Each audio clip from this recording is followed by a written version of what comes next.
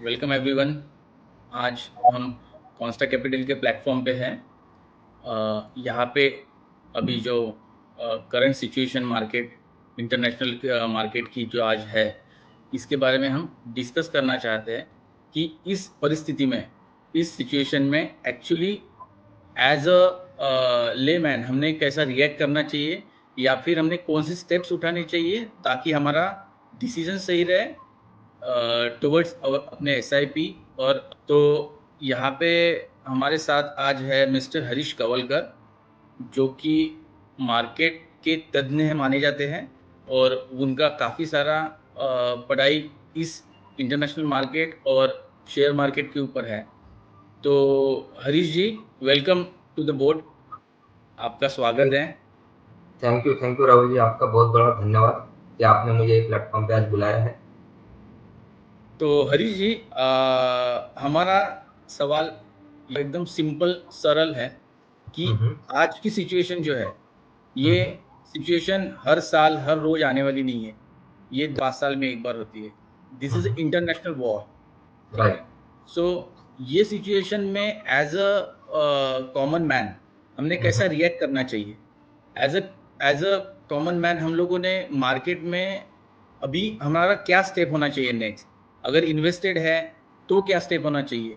अगर इन्वेस्टेड नहीं है तो क्या हम इन्वेस्ट कर सकते हैं? इन सब के राइट। बारे में क्या आप हमको थोड़ा जानकारी दे सकते हो? हाँ जी, बिल्कुल दे सकता हूँ। देखिए, अभी आपने जो बोला कि ये हर 5 साल में या 6 साल में ऐसे कॉन्फ्लिक्ट आते हैं, लेकिन अगर आप हिस्ट्री देखोगे तो ये हर साल में कहीं ना कहीं जियोपॉलिटिकल कॉन्फ्लिक्ट रहते हैं। लेकिन जो पिछले टाइम हुआ है, जो जैसे कि आपका यूक्रेन और रशिया का यस, वॉर हुआ यस। था, तो उसमें क्या हुआ है कि यूक्रेन का जो वॉर हुआ उनसे कुछ जियोपॉलिटिकल इश्यू नहीं आए, क्योंकि वो कोई प्रोड्यूस नहीं करते थे अदर देन उनका एग्रीकल्चर प्रोडक्ट्स। लेकिन अभी जो ईरान में हुआ है, एक इंडिया के लिए और अपने एशियन कंट्री के लिए इम्पोर्टेंट इसके लिए है कि वहां से हम लोग ऑयल इंपोर्ट करते हैं, और करेक्ट। ऑयल हमारा एनर्जी का बेसिक नीड है, क्योंकि हम 89% लगभग हमारा इंपोर्ट करते हैं। तो इससे क्या होगा कि पेट्रोलियम प्रोडक्ट का अगर कोई रेट बढ़ता है क्रूड ऑयल का, तो वो बेस है सब इंडस्ट्री का, वहां से सबके रेट इंक्रीज होते हैं। तो उसी कारण मार्केट थोड़ा पैनिक दिया हुआ है। लेकिन जैसा आपने सेकंड सवाल पूछा था कि वो टाइम पे आपने क्या करना चाहिए, देखिए, अगर कोई इन्वेस्टेड है लंबे टाइम से तो उसमें थोड़ा डिप आया होगा पोर्टफोलियो में, लेकिन वो रिमेन इन्वेस्टेड रह सकता है। दूसरा चीज, अगर वो उसके ऊपर कैपिटलाइज होना चाहता है तो उसको टॉप अप करना या उसमें और ज्यादा इन्वेस्टमेंट करना वो कर सकता है। थर्ड, अगर किसी ने शुरुआत नहीं की है तो ये मैं बोलूंगा कि राइट टाइम में यहाँ से इन्वेस्ट करना चाहिए। हाँ, इक्विटी का नेचर ही वोलाटाइल होता है, थोड़ा बहुत भी कुछ किसी ट्रम्प ने कुछ बोल दिया या कहीं कुछ न्यूज आ गया तो थोड़ा वोलाटाइल होता है। लेकिन वोलाटिलिटी है इसीलिए इक्विटी मार्केट है। अगर वोलाटाइल नहीं होता तो आपको रिटर्न नहीं मिलता था जो 12% के आसपास आपको मिलता है। लेकिन वहां पे आपने एक ही काम करना चाहिए कि जो भी आपका गोल है, जो भी आपका लॉन्ग टर्म है, जो आपको अचीव करना है, तो लगभग 10 साल का अगर पैसा आपके पास टाइम पीरियड है तो ही आप इक्विटी में आ सकते हो। अगर म्यूचुअल फंड इक्विटी में आ सकते हो या उससे थोड़ा कम है तो आप म्यूचुअल फंड में आ सकते हैं, लेकिन डेट म्यूचुअल फंड में आ सकते हैं।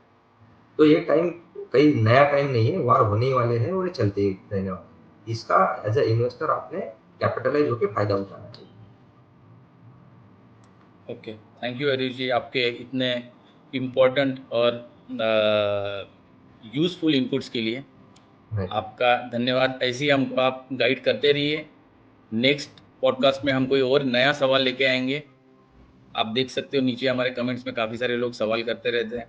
जो भी राइट। सवाल हमको लगेगा कि ये सबकी नीड है, हम आपको नेक्स्ट टाइम सेम इस सवाल के लिए नेक्स्ट पॉडकास्ट में मिलेंगे। Thank you Hari definitely. जी। धन्यवाद, धन्यवाद, थैंक यू।